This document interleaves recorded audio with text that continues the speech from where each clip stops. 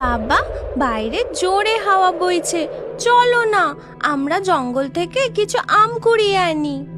না মা, এই ঝড়ে আম কুড়োতে যাওয়া একদম ঠিক হবে না। চলো না বাবা, কিচ্ছু হবে না। আম কুড়িয়ে কালকে হাটে বিক্রি করে যা পয়সা পাবে তা দিয়ে কিছুদিনের চাল হয়ে যাবে। চলো না বাবা। জেদ করে না মা, এমনই এক কালবৈশাখীর ঝড়ে আমি তোর মাকে হারিয়েছি। আমাদের অভাবের সংসারে হাঁড়িতে দুদিন ভাত না চড়ুক তাও ভালো, কিন্তু এই ঝড়ে আম কুড়োতে যাওয়া আমাদের ঠিক হবে না। চলো না বাবা, চলো না। অনেকবার অনুরোধ করাতে তিতলির বাবা রাজি হয়ে যায়। ঠিক আছে, চল তবে। বাবা ও মেয়ে ব্যাগ হাতে নিয়ে তাদের মাটির বাড়ি থেকে বেরিয়ে জঙ্গলের দিকে হেঁটে যায়। বাপরে বাপ, কি জোরে ঝড় হচ্ছে! ওদিকে তখন লাল মণি পাখি টুনি পাখিকে বলে, হে, কি হচ্ছে? চারিদিকে গাছপালা তো দুলছে কেন? এত জোরে জোরে হাওয়া দিচ্ছে কেন? আমার খুব ভয় করছে। ঝড় দিচ্ছে, তুমি ভয় পেও না। ডালে শক্ত করে বসো, না হলে যে তুমি পড়ে যাবে। ওই দেখো বাবা, ওই গাছের নিচে কত আম পড়েছে। তাড়াতাড়ি চলো, আমগুলো কুড়াই। তিতলি ও তার বাবা মিলে আম গাছের নিচ থেকে আম কুড়োতে থাকে। আর ওদিকে বন্ধু টুনটুনি পাখি, আমি যে নিজেকে ধরে রাখতে পারছি না। ঠিক তখনই একটা জোরে দমকা হাওয়ায় লাল মণি পাখি গাছের ডাল থেকে ছিটকে নিচে পড়ে যায়। তারপরেই একটা গাছের ডাল ভেঙে তার উপর পড়ে।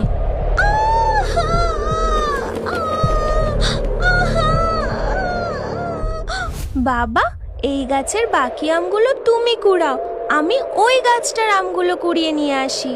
না মা, এবার বাড়ি ফিরে চল, আর অন্য কোনো গাছের আম কুড়োতে হবে না। আমি তাড়াতাড়ি আমগুলো কুড়িয়েই চলে আসবো। ঠিক আছে, বেশি লোভ করবি না কিন্তু।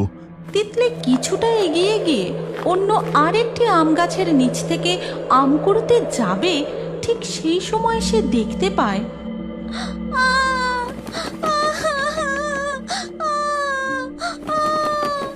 আহারে, পাখিটার উপর গাছের ডাল ভেঙে পড়েছে। ও খুব কষ্ট পাচ্ছে। ওর উপর থেকে এই ডালটা এক্ষুনি সরাতে হবে। এই বলে তিতলি পাখিটির কাছে গিয়ে তার উপর থেকে ডালটা তুলে সরিয়ে দেয়। আর সাথে সাথেই সেই পাখিটি মণিপুরীর আসল রূপে ফিরে আসে। ধন্যবাদ বন্ধু, তুমি আমার উপর থেকে ডালটি না সরালে আমি আমার আসল রূপে ফিরে না আসতে পেরে হয়তো প্রাণ হারাতাম। কে তুমি? তুমি পাখি হয়েছিলে কিভাবে? আর তোমার যে দেখছি দুটো ডানাও আছে। আমি হলাম মণিপুরী।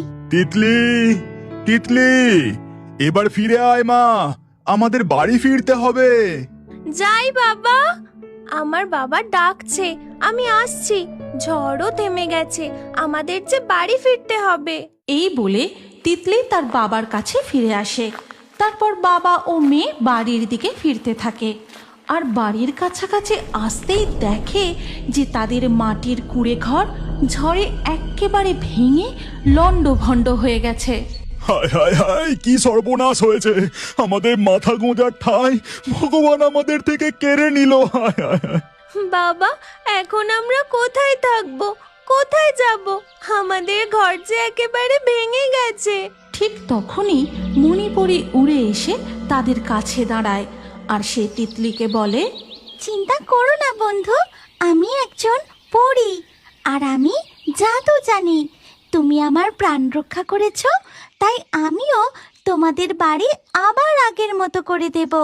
এই বলে মণিপুরী জাদু করে তাদের লণ্ডভণ্ড হয়ে যাওয়া মাটির কুঁড়ে ঘরটি আবার আগের মতো করে দেয়। ধন্যবাদ জাদুকন্যা, তুমি আজ আমাদের অনেক উপকার করলে। আজ আপনারাও জঙ্গলে আম না করতে গেলে হয়তো আমি কাল পর্যন্ত আর প্রাণেই বাঁচতাম না। আমিও আমার মেয়ের কথায় আম কুড়োতে না গেলে হয়তো আজ আমরাও এই মাটির বাড়ির মধ্যে চাপা পড়ে যেতাম। ঈশ্বর যা করেন মঙ্গলের জন্যই করেন।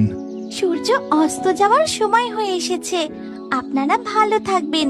এবার তবে আমি আসি।